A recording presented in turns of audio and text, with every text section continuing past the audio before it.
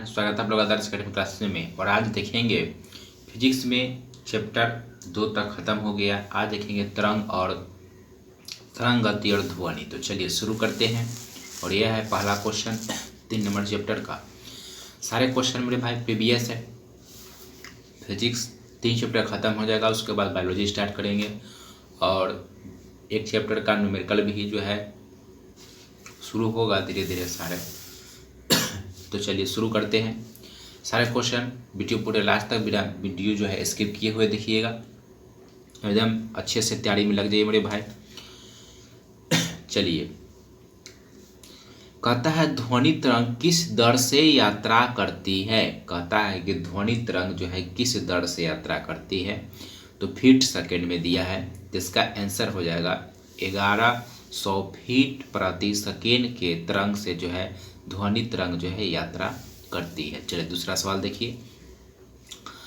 दूसरा सवाल कहता है निम्नलिखित में से किसका ध्वनि के वेग पर कोई प्रभाव नहीं पड़ता है। आर्द्रता का ध्वनि पर कोई प्रभाव जो है नहीं पड़ता है। किसका नहीं पड़ता है? आर्द्रता का कोई प्रभाव नहीं पड़ता है। नेक्स्ट सवाल कहता है तीसरा, कहता है डेसिबल शब्द किससे संबंधित है। तो डेसिबल का जो संबंध है किससे संबंधित है? यह ध्वनि से संबंधित है। चलिए सारे प्रीवियस क्वेश्चन है। चौथा क्वेश्चन देखिए, ये भी पूछा हुआ है। चौथा क्वेश्चन कहता है कि ध्वनि किस रूप में यात्रा करती है। तो ध्वनि जो है, ध्वनि क्या है? एक अनुदैर्घ्य तरंग है।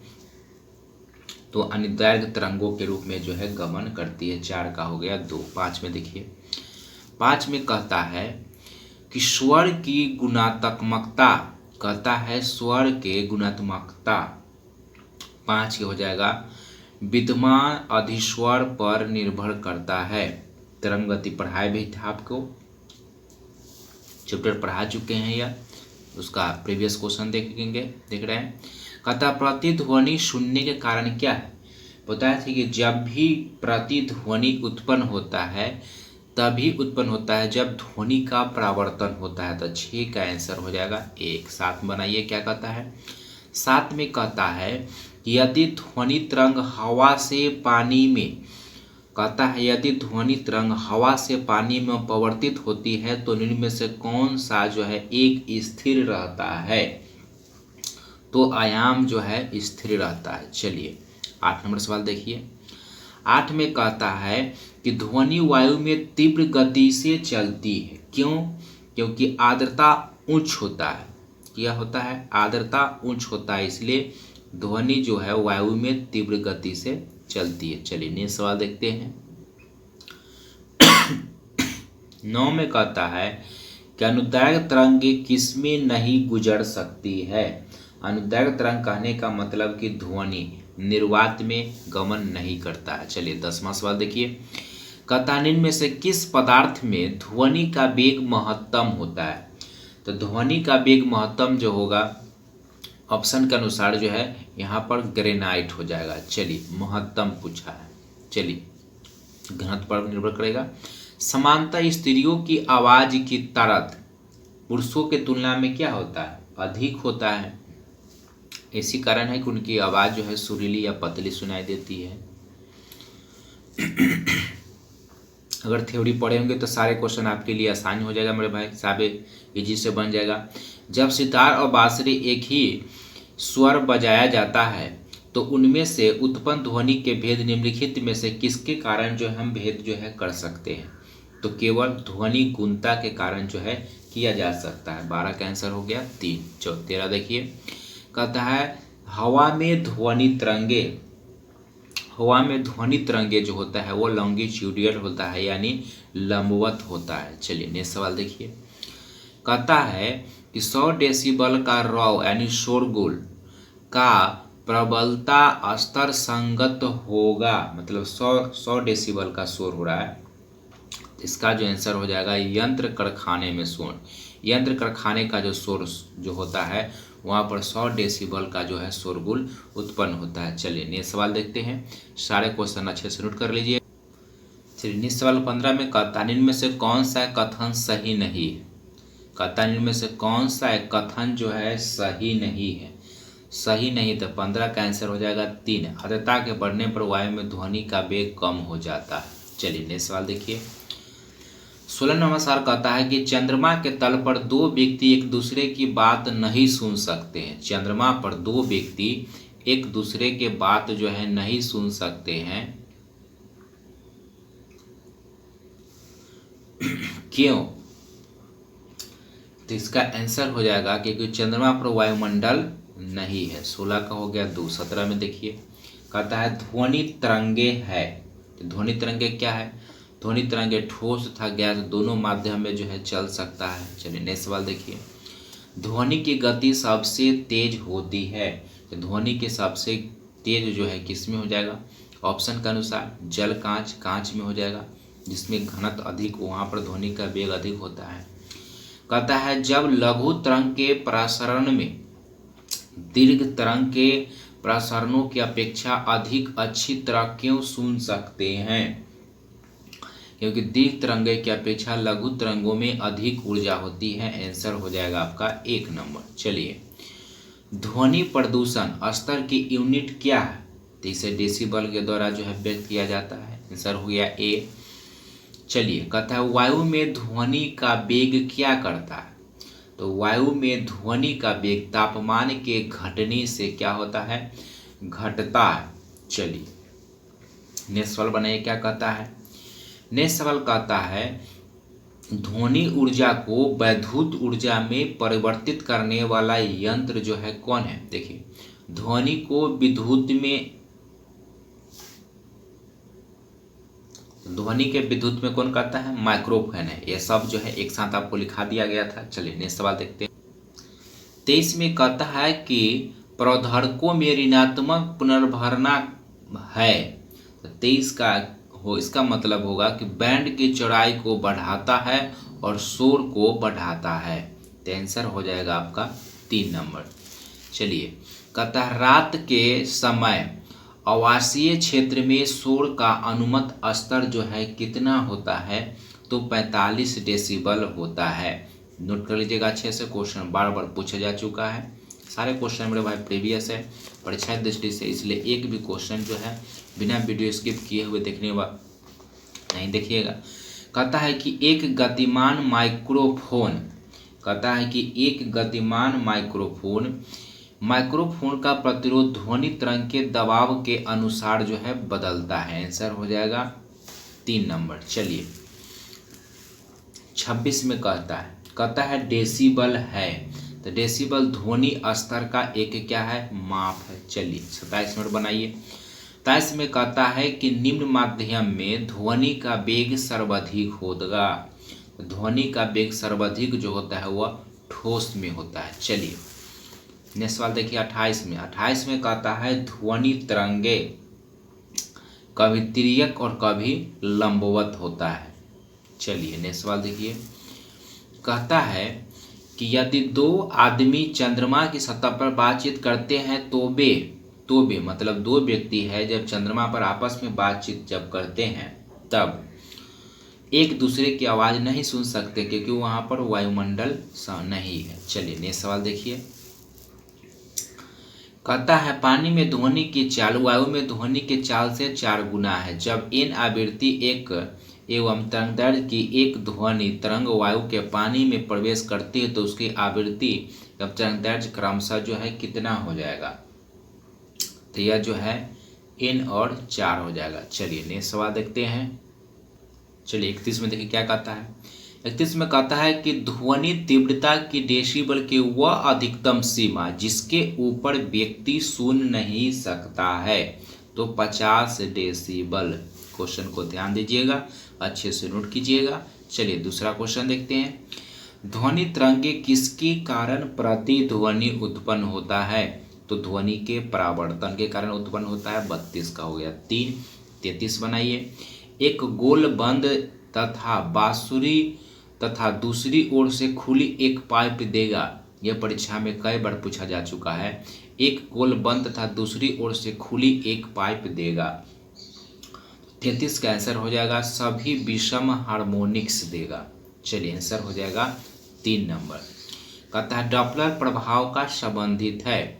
डॉपलर प्रभाव संबंधित किससे संबंधित है? तो इसका संबंध जो है ध्वनि से संबंधित है। 35 बनाइए।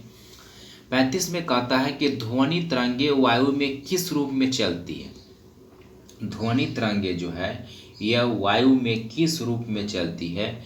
तो अनुदैर्घ्य प्रत्यास्थ तरंगे के रूप में चलती है, यानी ध्वनि क्या है? अनुदैर्घ्य है।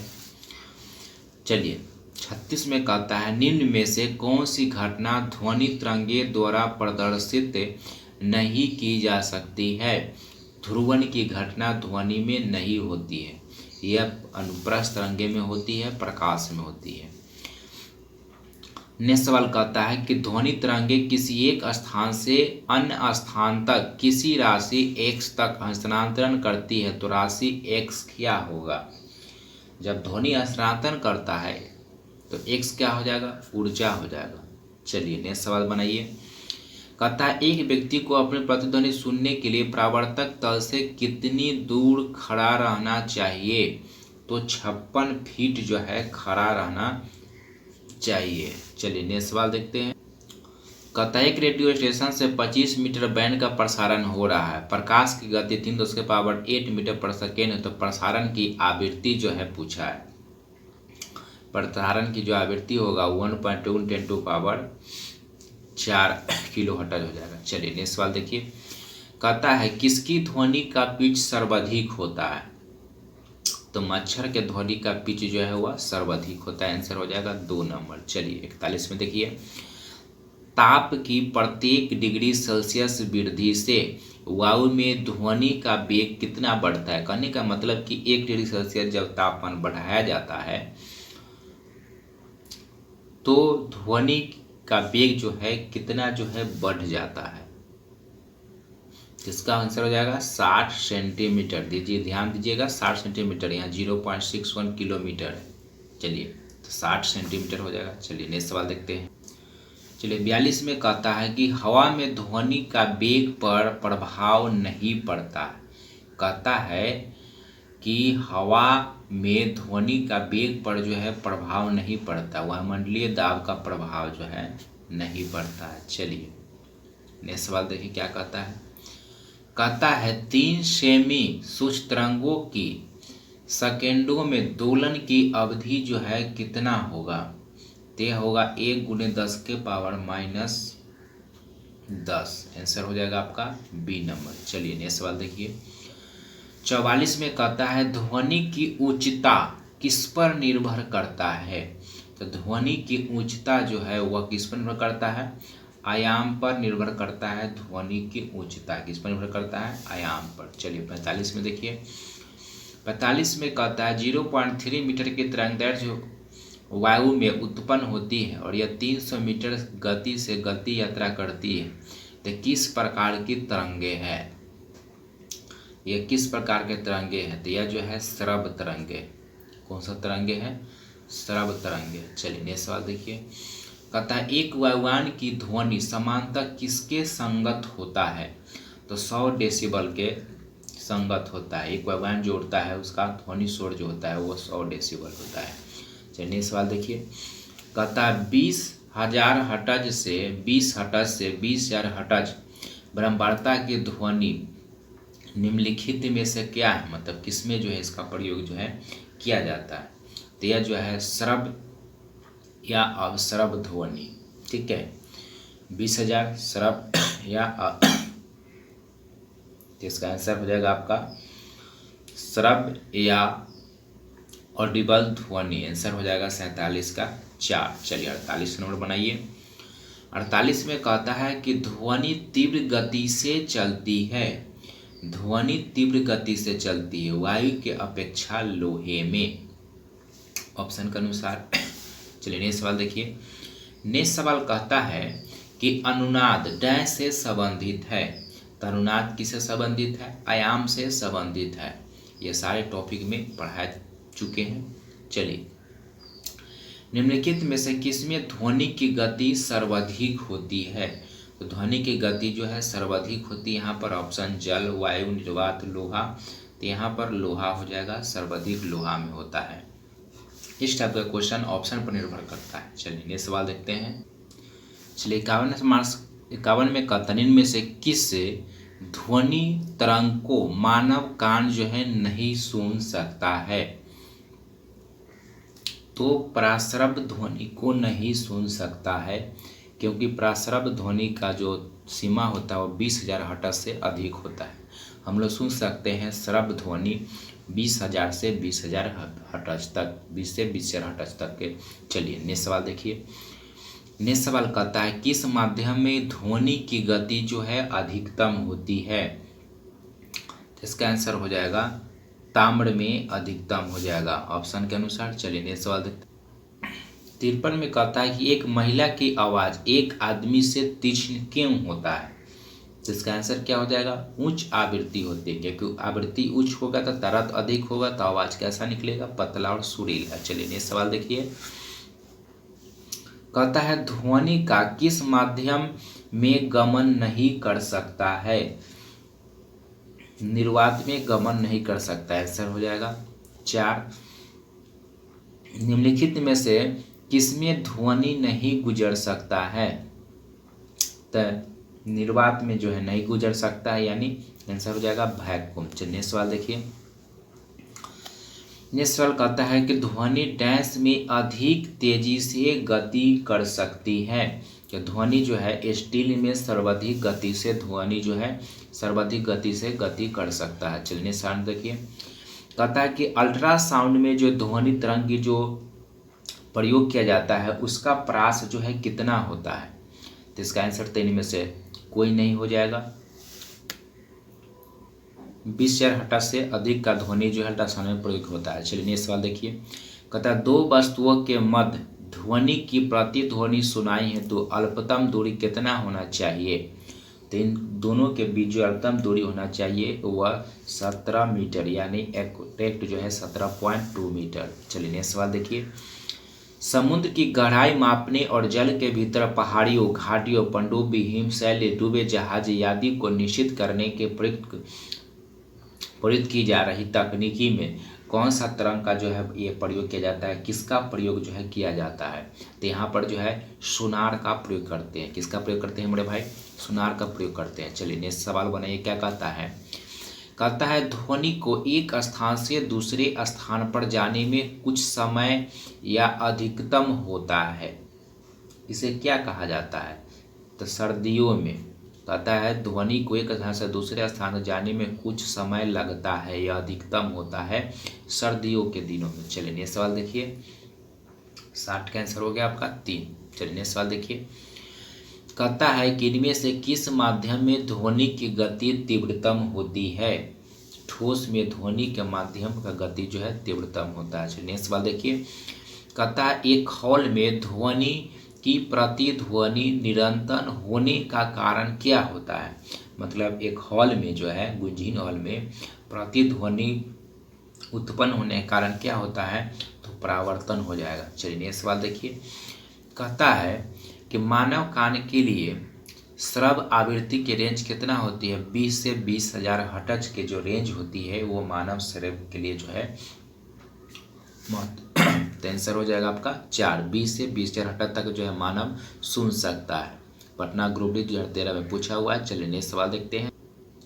64 में कहता है कि ग्रीन मफलर है। ग्रीन मफलर का संबंध किससे संबंधित है? तो ग्रीन मफलर का संबंध जो है वह है ध्वनि प्रदूषण कम करने के लिए सड़कों के किनारे जो है वृक्षारोपण से संबंधित है। आंसर हो जाएगा 3। चलिए नेक्स्ट सवाल देखिए। 65 में कहता है कि प्राध्वनिक गति का मापांकन किस इकाई के द्वारा जो है किया जाता है? तो 65 का जो आंसर हो जाएगा वह हो जाएगा मैक संख्या के द्वारा। चलिए 66 में देखिए। 66 में कहता है कि टेलीफोन प्रसारणों में श्रव्य संकेतों को प्रेषित करने के लिए प्रयुक्त की तकनीकी जो प्रयोग किया जाता है उस तकनीक को क्या होता है? तो इसमें आवृत्ति का जो है आरोपण होता है। किसका? आवृत्ति का आंसर हो जाएगा 3। चलिए कहता है अल्ट्रासाउंड तरंगों में आवृत्ति का अभिलक्षणिक तौर पर होता है तो कितना होता है? 20 किलो हर्ट्ज से ऊपर। आंसर हो जाएगा 67 के 4। चलिए 68 नंबर देखिए। 68 में कहता है कि यदि दिए गए आवृत्ति के लिए प्रबलता संबंधित है, प्रबलता का संबंध किससे है, तो आयाम से संबंधित है प्रबलता।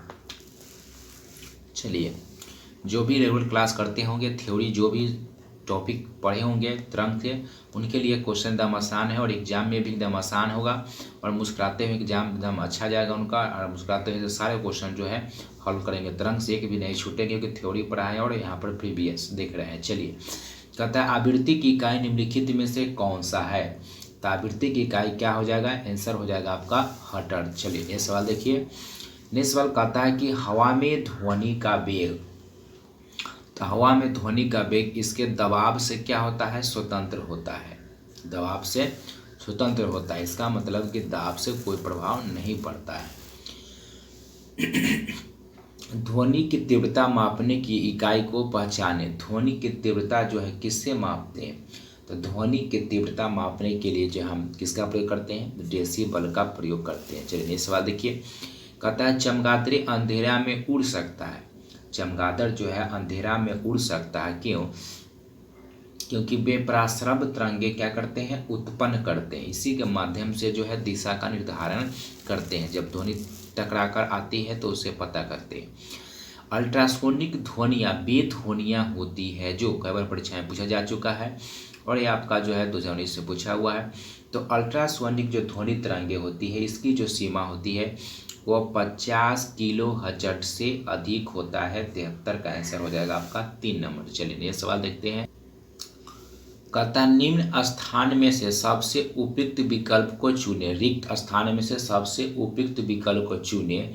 ध्वनि की पिच किस पर निर्भर करता है, तो आंसर हो जाएगा आवृत्ति पर निर्भर करता है। चलिए नेक्स्ट सवाल देखिए, नेक्स्ट सवाल कहता है कि दो एक समान पियानो को तारों की मूल आवृत्ति समान है जब उन्हें समान तनाव पर रखा जाता है। यदि दोनों तारों में एक के तनाव को थोड़ा सा बढ़ा दिया जाए, दोनों तारों में से एक के साथ कंपित किया जाए तो क्या होगा, तो 75 का आंसर क्या हो जाएगा, विस्पंदन हो जाएगा। आंसर क्या हो जाएगा, 2।